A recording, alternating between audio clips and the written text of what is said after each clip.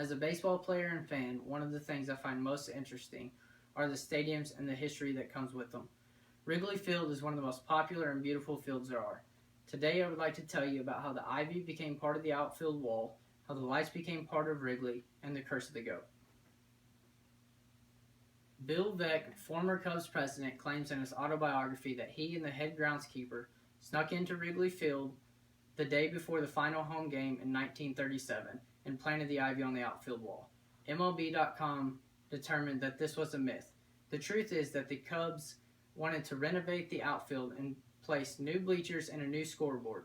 They also wanted to make the park look greener and decided to plant ivy on the outfield wall to give the park more of an appearance of a park instead of a stadium. In a photo by George Brace on the back, it is written September of 1937, a month before Bill Veeck claims to sneak into the stadium.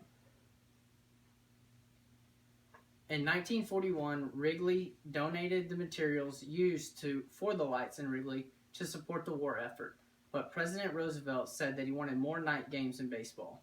The Cubs experimented with wooden poles. They were useful, however they were an eyesore, and the Cubs were not allowed to play a night game until February of 1988, after being approved by the mayor and city council. But there were certain circumstances. They could not play more than 18 games at night.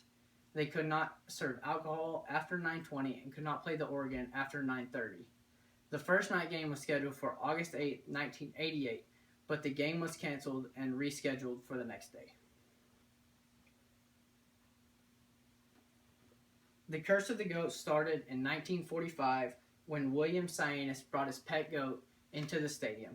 He was allowed to watch most of the game until the end, where Cubs owner Wrigley said for Cyanus to take his goat and leave.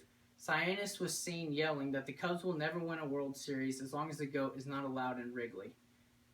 The Cubs would go on to lose the game and eventually lose the series.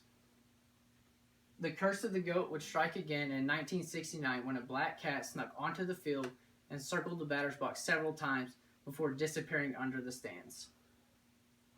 The latest event of the Curse of the Goat happened on October 14, 2013, when Steve Bartman in the stands attempted to catch a foul ball at the same time as left fielder Moises Alou.